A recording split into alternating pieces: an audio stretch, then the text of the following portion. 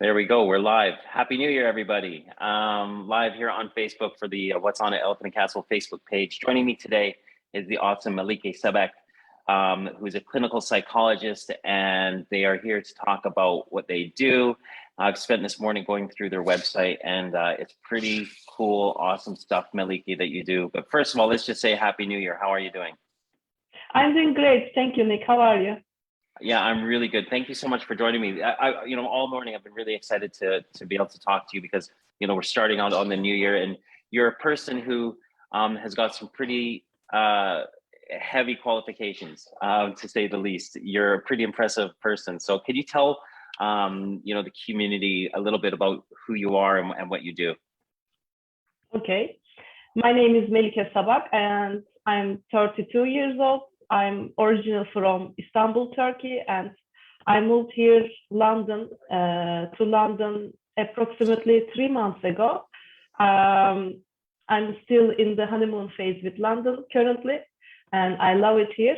I'm a clinical psychologist and a yoga teacher, but mainly I earn my living by hosting workshops on creativity, self-esteem, motivation, willpower, all the qualifications we need all the time as human beings. And also I deal with emotional eating, and I have an upcoming seminar about nonviolent communication in the workplace.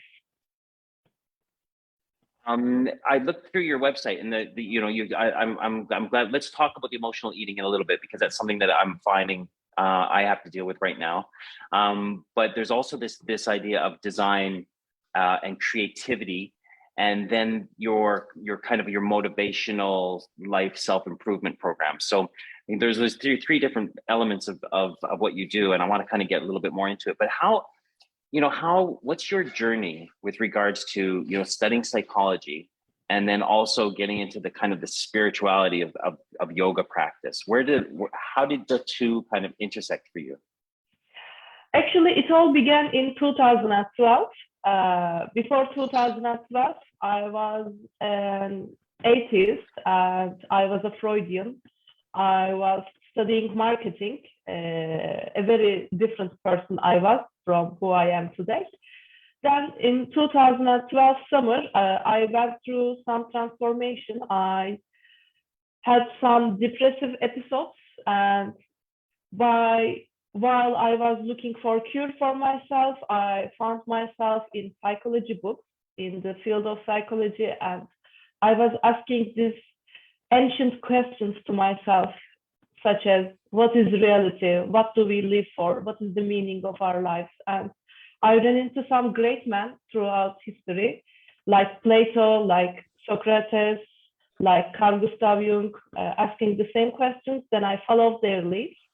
Then I found myself in the studying of psychology. I changed my department from marketing to psychology. I thought studying human soul was more of a nobler aim for me to do.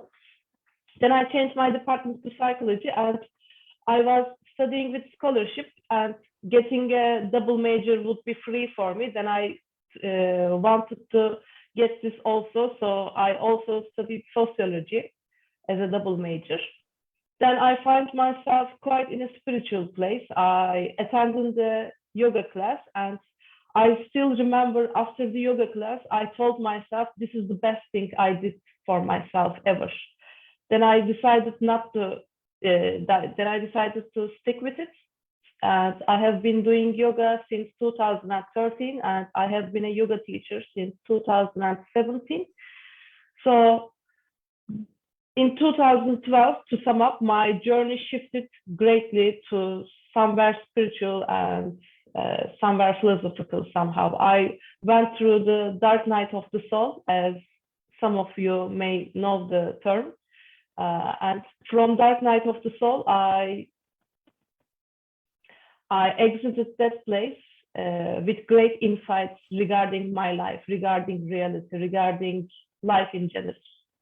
Can you explain to people the dark night of the soul? Sure. In our age, people and we tend to live very superficial lives. We are looking to have popularity. We are looking for to have success, to have more friends, to have more money, to have beauty, to have youth, to have more and more and more. And we are in a constant comparing journey with ourselves, with others. And you can keep on living like this, but at some point, something bugs you from inside and something drags you from inside. And that's what Carl Gustav Jung calls actually collective unconsciousness. A call from collective unconsciousness comes for you, and it tells you that life is more than that, and you cannot keep on as you do, because you are not in a race to gain more popularity, to gain more money, to gain more success. And Dark Night of the Soul is some place where you stop and look around and decide what is the aim for your life, what is your calling, what are you here for. And in a sense, for a moment, everything seems meaningless, everything seems dark, everything seems temporary.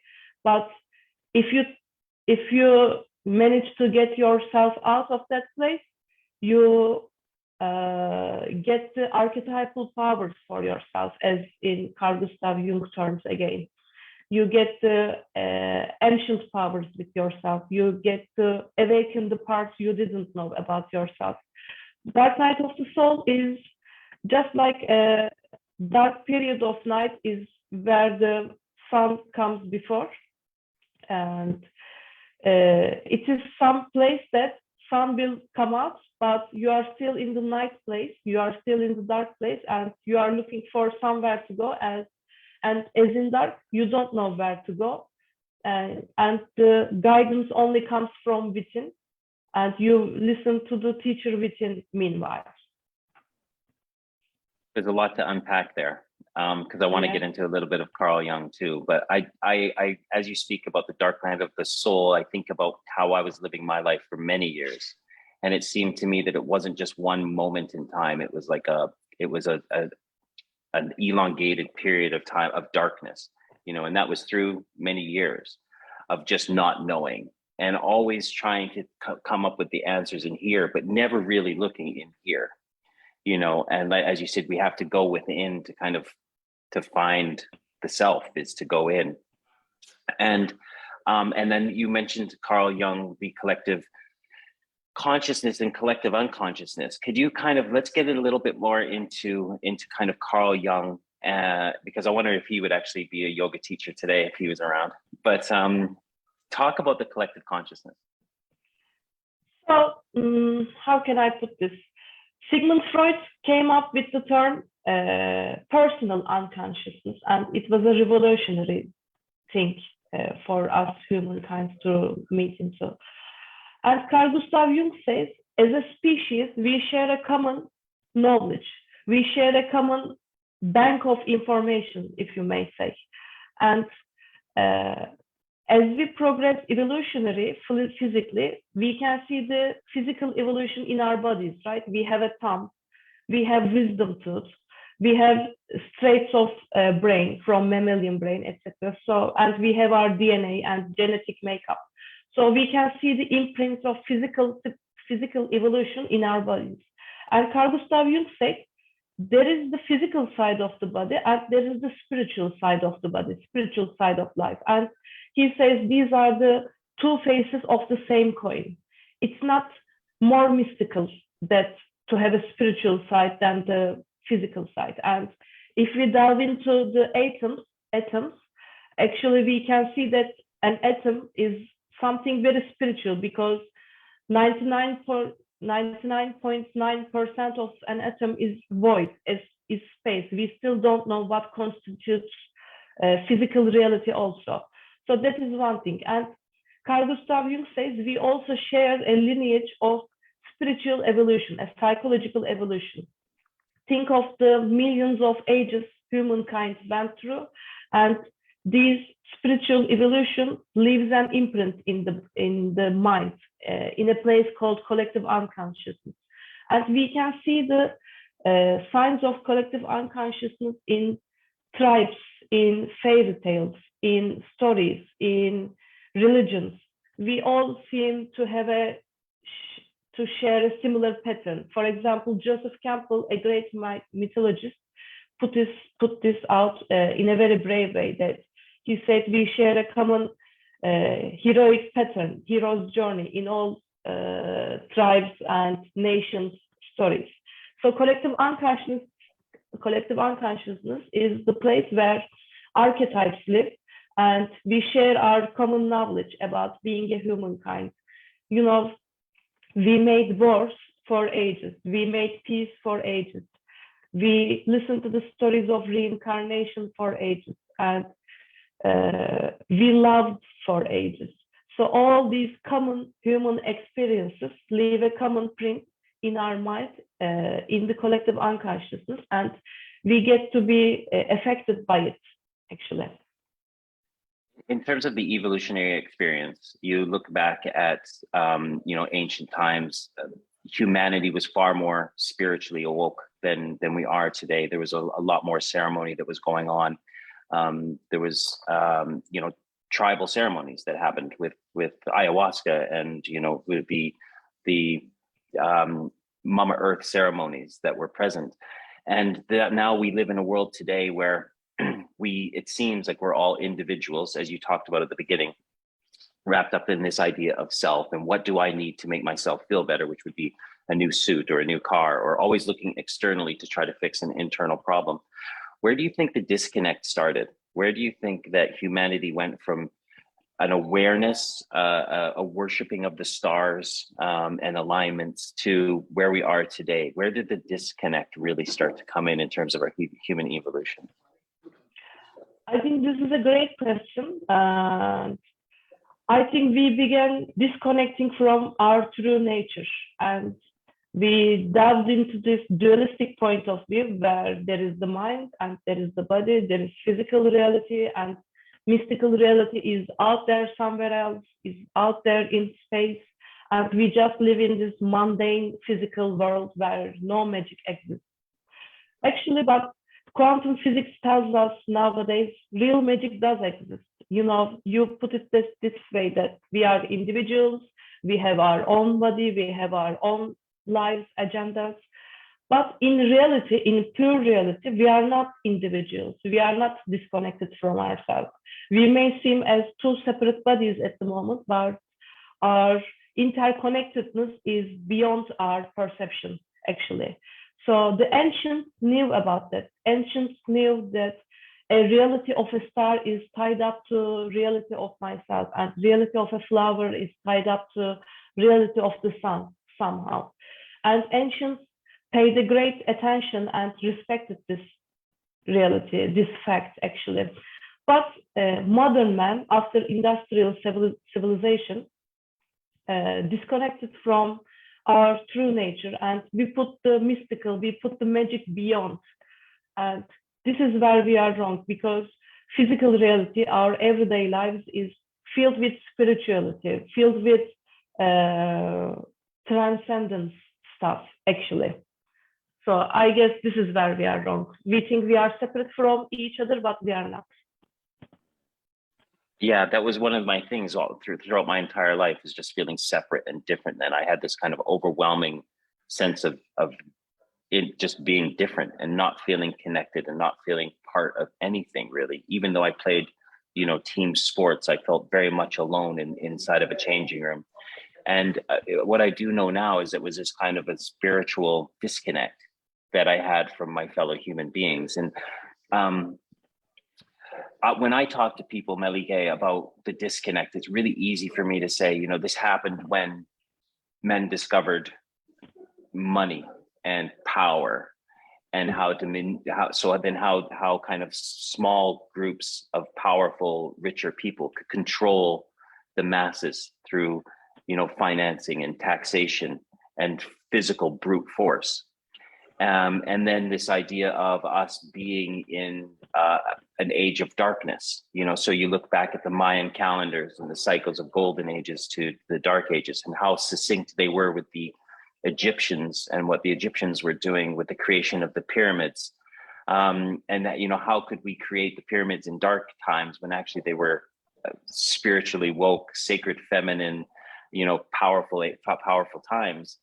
And so it seems to me that we live in a world of manipulation of systems and powers, where, you know, and I think we all basically, we can all sit back and recognize it and acknowledge it and go, do you know, we're all being controlled by rich corporations, political parties that all have their own agendas, which is to control large amounts of money for small amounts of people, while drip feeding the masses information, small amounts of money, just to keep everybody happy. And there's a term that's going around a lot right now, which is this idea of mass psychosis, you know, and that there's been times with mass psychosis have happened before, where normal groups of populations, very normal and positive and kind in many respects, but will then be kind of brainwashed into these ideas of doing incredibly horrible things and believing incredibly horrible things. Yeah. And it seems like we're all kind of in acknowledgement that with what's going on in the world today, it just doesn't feel right. You know, whether you believe in this or that, or an anti this or a pro that, none of it just feels true. It just feels like we're all kind of in this time of, we recognize something isn't right, but we don't, and we can't put our finger on it, but we're just going to believe in either this or believe in either that. We're not going to go down the middle and say, maybe none of us know there's this kind of truth thing. And so to me, that speaks of fear. And so I want to kind of maybe go down the idea of how is fear being used to kind of keep people in this state of control, I suppose, of these systems. And what do you think is the way out of that? So in my opinion, stories create fear, but stories also create hope. And people are dominated, people are used with stories of fear. You know, men are great narrators. Storytelling is maybe the ancient job out there, beginning from the caves, beginning from the cave paintings, beginning from the tribes. And we use stories to make the slaves for humankind, actually. And while we were talking, an idea popped up in my head. The distinction, the disconnectedness came from where we buried the sacred divine feminine qualities. You know, man became the authority, and man became the clergy, man became the scientists, man became the philosophers, and we interpreted life from a very masculine point of view. And yang energy, in opposite of yin, is only one way to interpret reality, and yang energy isn't way to go. Just like yin energy itself isn't way to go either. We have to combine these two spiritual qualities. So we have lost our power while we were giving powers to men, to masculine energy, and fear-based propagandas may be born out of this habit, I may say, I may claim. And people, just as you said, hold the money, hold the power, and people use authority, hierarchies to dominate other people, unfortunately. And the way out of this is embracing the divine femininity, absolutely, embracing the yin energy out there, embracing the spiritual womanhood, in my opinion. Okay, it's mine too. And I think, I don't remember in our first call if I ever mentioned, and I love this little series, it's called The Pyramid Codes. It's a great 5-part series, not of the highest production value. I can't remember, it's been on Netflix, it's been on Amazon, but I think you can find it on YouTube now. And there's this amazing analogy about the sacred feminine, the sacred masculine, and it talks about the traits of both, you know, the masculine traits being mathematics and science and organization and structure and law, and then the feminine, sacred feminine being, you know, the arts, creativity, emotions, tenderness, love, compassion. Yeah. And what it really just struck to me too is that the sacred masculine and the sacred feminine doesn't have to do with someone being a man or a woman. It's these energies and these traits that all human beings adapt. But for my life, for most of my life as a natal born man, I was just taught to feed the strength, feed the muscle, feed the structure and the organization and the resilience and the toughness, while not honoring the emotion. And the emotion being my ability to cry, my ability to say I'm upset, my ability to ask for help, because I was taught the imbalanced masculine traits, which is that real men are a certain way. And these ideas almost killed me because I needed to ask for help. So what I want to try to really get people to understand is that sacred masculine energy and sacred feminine energy are, like you say, the yin and the yang. They're energy flows. They have nothing to really do with, well, they do, but you don't, just because you're a man and you're talking about sacred feminine doesn't mean that you're talking about women. You're talking about an energy. And I really wanted, and this is the great thing about that YouTube series, or that, I don't want to call it a YouTube series, but that series about the pyramid codes, is it talks about the cycles of golden ages and dark ages, and where masculine and feminine energies are at their height. And there's this wonderful concept that maybe the pyramids were actually built far longer than 5,000 years ago, 4,000 to 5,000, but maybe about 24,000 to 28,000 years ago. Which is, anyway, Melike, I'm going off on a tangent because I just loved this series, because it really got me, a almost 51-year-old white man, to start to embrace the yin and the yang, and our views and our balances around masculinity and femininity. And it's a practice that I try to do today to really bring in these elements of the sacred feminine that have not been present in my life for so long. So I think it's really around, as you're talking about, kind of breaking down the stigma and actually getting people to acknowledge and to educate themselves around these practices. So I suppose for you, I want to maybe go into the yoga practice and your spiritual awakening. And what do you do to try to find the balance between the yin and the yang? Yin energy is highly connected to body, and yang energy, as I understand, is highly connected to mind. So you can't have just one over the other. You can't just prefer one from the other. If we were in the yin energy all the time, we wouldn't be able to go out, make money, analyze, goal setting, etc., etc. Or if we were in the masculine energy, we will be disconnected from our reality. So how I balance these two energies is I listen to my body and I check in with my body. How does my body feel? But the trick question is, the most important question is here and now. Not getting lost in the mind, not getting lost in the past or in the future, but here and now, how does my body, my home feels at the moment for me? So to cultivate these kinds of practices, I do lots of yoga, I do lots of Tai Chi, I do lots of yin yoga, I check in with my body, I show empathy for myself, etc. So I try to embrace the yin energy, to embracing part for myself, the accepting part, and staying in the moment, etc. And to balance my yang energy, I feel like I don't need to do extra thing, because my daily routine is mostly yang energy, because I work with words, I work with analysis, I work with goal settings, and with my customers, I work with telling stories, etc. So I'm up in my head most of the time. So this is yang energy also. So to balance, I also use some reflection questions at the end of the day, or beginning at the beginning of the day. I use journaling, and one advice I could give to the audience is, if you wanna increase your yin energy, make some girls' night out, make some girls' night in, spend time with your girlfriends, spend time with some yin energy together, because yin energy is more interconnected. It's more with tribals. It's more about a tribal future. So it's more about getting together, etc. Meanwhile, yang energy is more isolated and is more by itself. Yeah, it's something that I feel is I can really go into myself when I'm feeling I'm not motivated.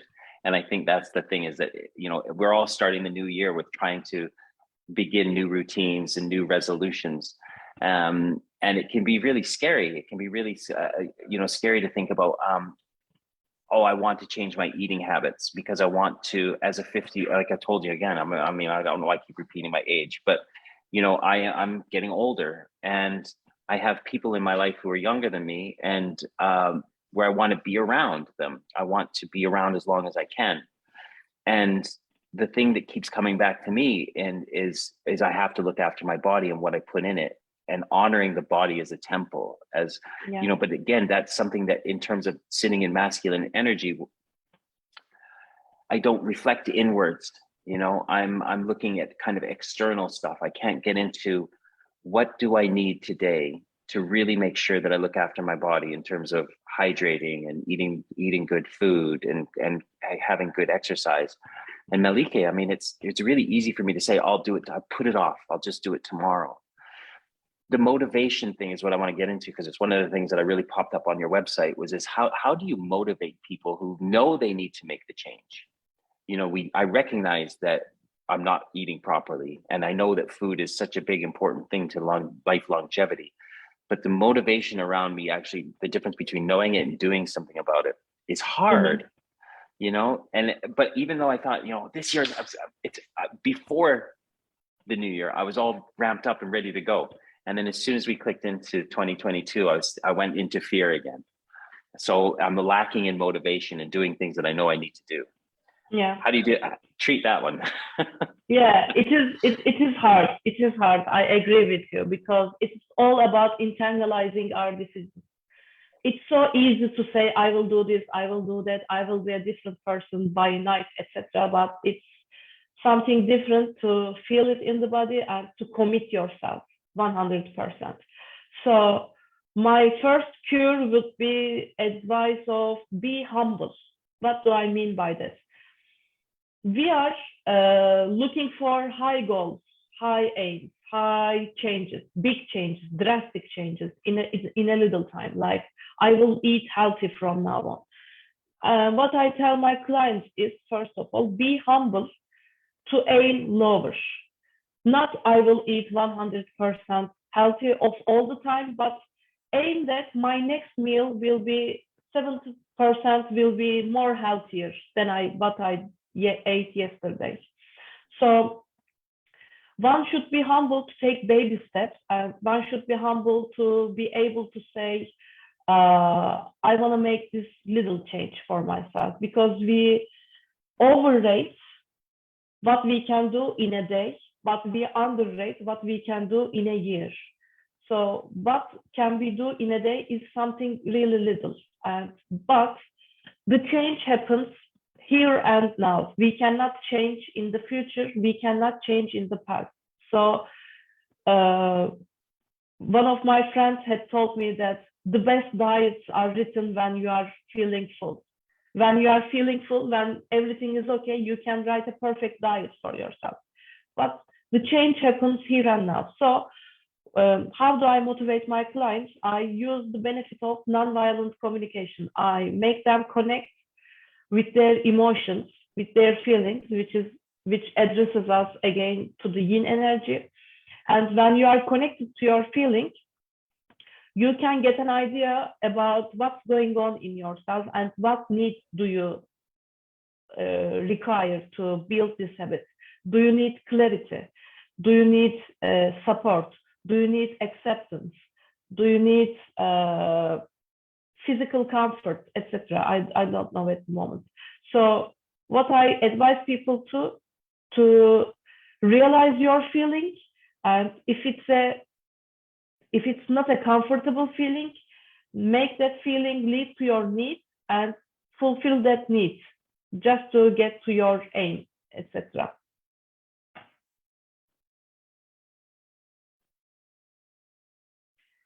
I lost the connection. I cannot hear you at the moment.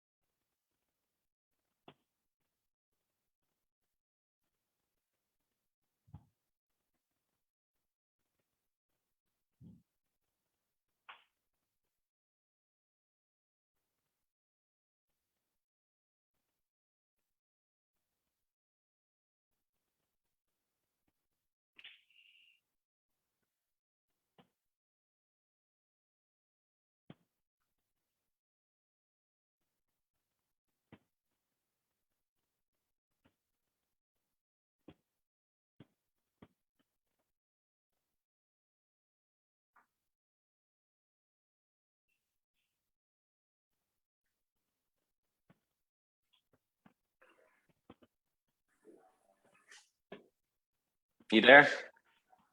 Yes, I'm there. Okay. I'm Okay. here. I think that is all on my end. So that was a little blip on the Wi-Fi where I am right now. So we're back anyway. I'm just going to check Melike, just make sure that we are. It does say we're live on Facebook again. So I imagine we are going. So yeah, I think we are. Yes, we are. So that led me straight into the question now about emotional eating. So Yeah. you've set now really kind of, let's just bite-sized kind of goals that you want to have for yourself. And you're breaking it into the now. But what happens when, for me, my thing is if I feel a little bit of stress or anxiety, I will think about the ease and comfort of biting into a donut or having a cheeseburger from a fast food chain that I know that I shouldn't. And as soon as I do it, I know it gives me this kind of, So, and that is emotional eating, right? If I'm anxious or sad or in fear, then I know food gives me this kind of a little bit of relief before then a bunch of regret after I put it into my body. So Yeah. how do you help people process emotional eating? Okay, so the thing is, you are not alone. We all do that time to time, but the most important part is how it dominates our life. Is it a big place in our life? Does it have a big place? So one thing I advise my clients is stop dieting. There is no more diet. There is no more labeling foods as good or bad, because when we eliminate certain foods from our diet, when we label some good foods as good food or bad food, we automatically find out reasons to delve into those somehow. So one thing I work with my clients is just stop putting food restrictions. So you shouldn't have any food restriction in your life, because when you suppress something like that for a long time, it outbursts immediately, and absolutely it will. So one thing is quitting out food restrictions, and the other thing is fulfilling your need from a healthier strategy. So let's say you are putting donuts in your mouth just to get comfort. What else can you do to get comfort for yourself? It may be calling out a friend, doing meditation, etc., etc. And knowing that you won't be fully recovered, maybe, and accepting your humanness, accepting your slip outs, accepting your faults helps you greatly while beating emotional eating. So again, these are kind of things and traits that I recognize that I should be practicing. And I think that's the thing, Melike, is that, we're humans, and I don't think any of us can expect perfection. And we're all going to, and I think that is the idea around setting, achievable goals, bite-sized, nugget size goals that you can go through even, half hour by half hour or hour by hour, day by day. So that we can, and every time I do, and I make one of these little achievements, I collect a little bit of self-esteem. And I think that then when that kind of self-esteem comes in, I kind of can put my back up a little bit straighter, and I can walk with my head held high. Because for so long, when I beat myself up and I feel that regret and self-pity and I get into self, that's when it's so much easier for me to comfort eat and emotionally eat. And I think these small kind of little steps that we can take to build some self-esteem around our goals and our goal setting, so that we can recognize our humanness, that none of us are perfect, and we're all just trying to be the best that we can be at a day at a time. And the thing that I want to kind of go into as we're closing up our time here now is the creativity aspect of your practices, where we can express ourselves in our kind of yang energy, where we're working, or we're paying our bills and we're doing our stuff. But the creativity side of things, that I'm always I like to say that I'm a creative person. And I like the fact that you mentioned journaling, because I think that's a really important way that we can express some of our creativity. But how important is it to you? And what does creativity mean to you? What does creativity mean to me? But before that, I want to address two things from your previous question. I want to abandon the word recovery, and I want to abandon the word getting better. Instead, let's use the word of integration and integrate our parts, integrate our human parts all together. And one last thing is, we think self-shaming and self-criticism helps us. Whipping ourselves helps us, but it doesn't at all. So a self-soothing voice and self-compassionate language with yourself will help you be motivated, will help you reach your goals, will help you decrease your emotional eating. I wanted to put out those. And creativity is the basic human ability. It's not a luxurious concept. It's not an elite concept. It's not a mystical concept. We are all creative beings. If we weren't creative by species, we wouldn't survive. If we weren't creative, we wouldn't even perceive. We wouldn't even think. We wouldn't even make our brains work. We are creative non-stop, actually. And learning to be creative is rather an unlearning process. We have to unlearn what we learned so far in schools, in culture, in family systems. We have to unlearn what we have learned so that we can be creative. There is a creative force inside, and it's waiting to be manifested in our lives, but we are blocking it. So when we remove the blockages, we are creative with no effort. I can guarantee you that. And I've seen this with my dozens of clients so far. So what is being creative is having a rich repertoire of habits, having a rich repertoire of feelings, having a rich repertoire of behaviors. You know, when you run into something, you don't think automatically this or that, but you have a wide range of options to interpret the situation. So it's like an orchestra, being able to choose from among many options. And being creative means is living an authentic life, living a creative life, living a fulfilling life, living a joyful life, and living a life where you feel you are alive. Famous Joseph Campbell says that maybe he visited a lot of tribes, a lot of nations, a lot of societies, and he found out that the meaning of life isn't to be happy, but the meaning of life, the aim of life is feeling alive. That we are in our element when we are feeling alive with ourselves. We are in alignment when we are feeling alive with ourselves. And being creative is simply feeling alive all the time. And life has so many offerings, and being creative helps you see the options what life gives you, and being able to choose these options, not based your conditioning from the past, but from a fresh, brand new place.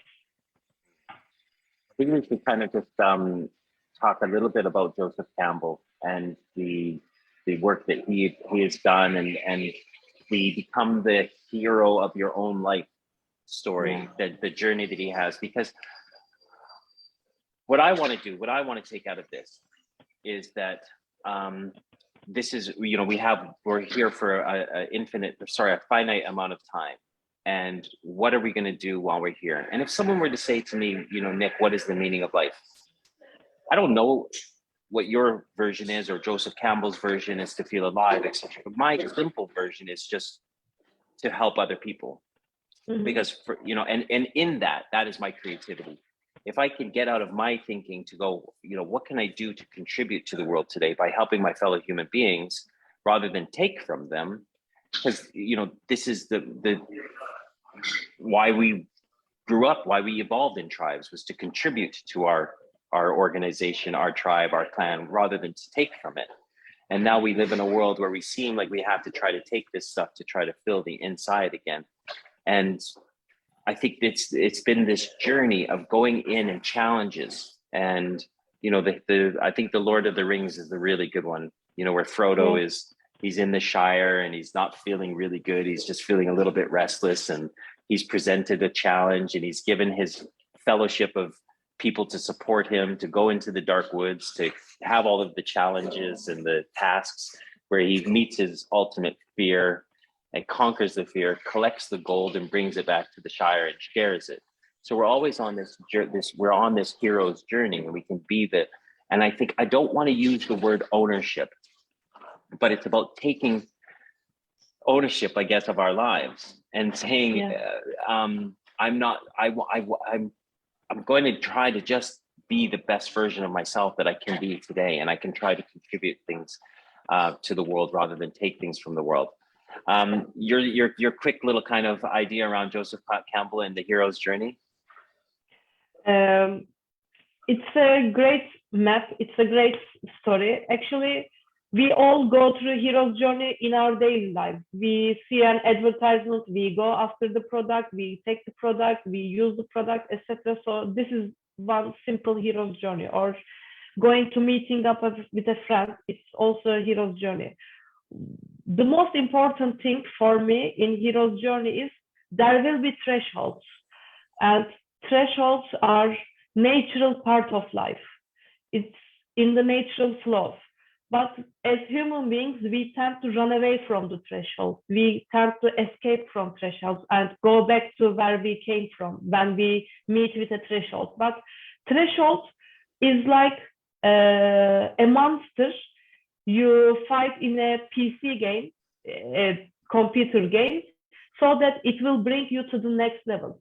So what I would like to tell the audience at this point is, if you have a threshold in your life, if you have a hardship in your life, that means the next level is coming up for you. The next chapter of story is coming up for you. So hang in there. I would like to tell you this. Hang in there is a beautiful way to wrap things up, Melike. How can people get in touch with you? How can people get in touch with me? They can send me a DM from Facebook, or they can send me a DM from Instagram, and I would be glad to help them out. Well, if you just send me the links, I'll put them in the Facebook feed. But I want to kind of I just want your brief understanding of what 2022 is going to mean to you. How are you going to embrace this new, fresh 2022? So one of my New Year's resolutions is going minimalist as much as I can. And I think 2022 is about being minimalist, but minimalist in teachings, minimalist in gurus, minimalist in getting better, minimalist in recoveries. Just less is more, and we will find out how less is more for ourselves, in my opinion. I like that. My father in his teachings would have said KISS, which is just keep it simple, stupid. And I think that's the thing that I want to try to do too, because for so long I've been, presented with starting a new company and a new purpose and a new passion and wanting everything right now. And it seems like the teachings and the energy is all going to just keep things simple, keep things just the way, and not try to be too grandiose with your ideas. Just do the next right thing, and everything, like you say, hang in there, and everything will end up being okay, right? Yeah, everything will fall into place, and it has always been. Beautiful. Thank you so much for joining me, Melike, and have a great new year. And let's try to arrange a face-to-face meeting soon in the next couple of weeks. And I'd love to talk to you a little bit more about stuff. I still want to learn. I want some more insight into Carl Jung, because he's a hero of mine. So. Yeah, I would love that, and I can never get sick of telling about Jung. So I'm it. Count me in, and thank you so much for having me. It was beautiful. Great. Thank you so much. And thanks everybody for joining us. And don't forget, you can join me on Thursday at 11 a.m. for another workshop to bring in the new year. Goodbye, everybody. Thanks again. And we'll talk to you soon, Melike. Bye-bye. Bye. Bye.